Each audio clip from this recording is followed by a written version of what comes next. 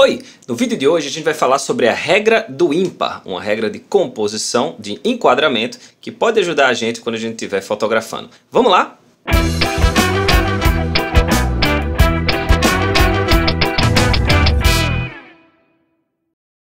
Então, primeiro, como fotógrafo, eu já tenho que me declarar contra as regras que começam com a palavra regra, né? Eu chamaria até de sugestão do ímpar, que pode funcionar ou não numa imagem, mas chama-se regra do ímpar, né?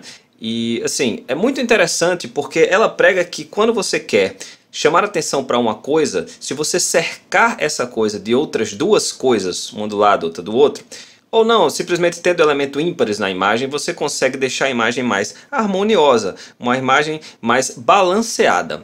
É uma regra que sugere que elementos ímpares na imagem são mais interessantes do que elementos pares, certo? Produz mais simetria na imagem. Então a gente vai dar uma olhadinha em alguns exemplos de algumas fotos minhas e, enfim, tentar entender como essa regra do ímpar me ajudou para produzir essas imagens.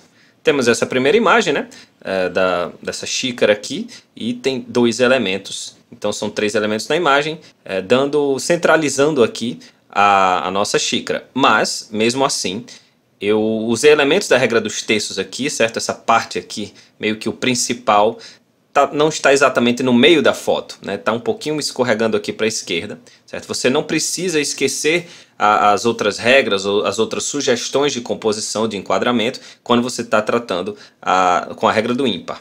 Nessa imagem aqui também temos três elementos, só que esse aqui é o que está focado, esses dois já estão um pouquinho desfocados. Esse é o principal, também está na regra dos terços, e os três elementos aqui dão esse equilíbrio à minha imagem. Mais uma vez, uma imagem com três elementos. Dessa vez, apesar da gente estar com essa garota aqui no plano principal da imagem, essas duas reforçam a ideia de que, enfim, as crianças estão mexendo com a tecnologia demais, com o celular, em vez de brincar, enfim. A proposta ideológica que a foto quis passar. Então, talvez se só tivesse ela aqui sozinha, não tivesse essas outras duas, a imagem não teria tanta força, tanto poder, quanto com três pessoas fazendo a mesma coisa. Mais uma imagem similar, três elementos, apenas um em primeiro plano, também na regra dos terços, só que esses dois legitimando a existência desse peão, se é que a gente pode falar dessa forma. Essa imagem é interessante porque ela mostra na prática como a regra do ímpar pode ajudar a gente. Vai acontecer de você estar num lugar que tem muitos elementos. Isso era um rosedal em Buenos Aires, se não me engano, e estava cheio de rosas, muitas mesmo. Então, se você consegue, num caso desse, que é muito comum na vida de um fotógrafo, quem nunca fotografou flores, aves e situações onde tem muita coisa, se você consegue tentar colocar elementos ímpares nessa imagem, é o que a regra do ímpar sugere. Apesar daqui a gente ter três elementos grandes aqui, centralizando esse aqui, que também está na regra dos terços, mas a gente, se você for contar 1, 2, 3, 4, 5, 6, 7, você tem 7 elementos aí. O mais legal dessa sugestão é que você consegue fazer isso depois de ter tirado a foto. Então pode ser que na imagem original, não me lembro mais, faz muito tempo, tivesse muito mais rosas. E aí você consegue enquadrar com 3, com 5, com 7. Então é uma preocupação que se você não teve na hora de bater a foto, você pode ter na hora de cropar, de cortar, de enquadrar a imagem.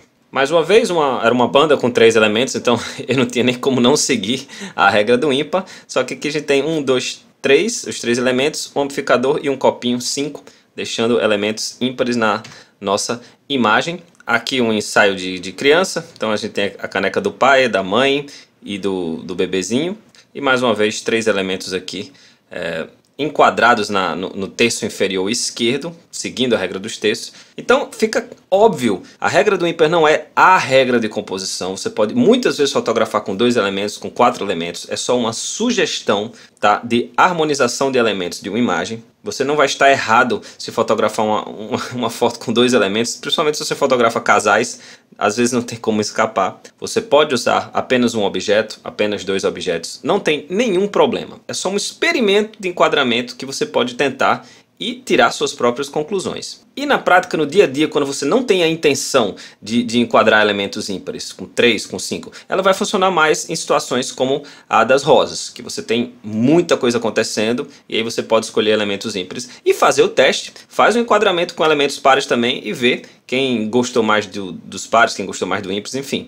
Beleza? Esse foi um bate-papo rápido para trazer para vocês mais uma sugestão quando você estiver enquadrando, quando você estiver fotografando suas imagens. Meu Instagram está aí na tela. Muito obrigado por sua atenção e boas fotos!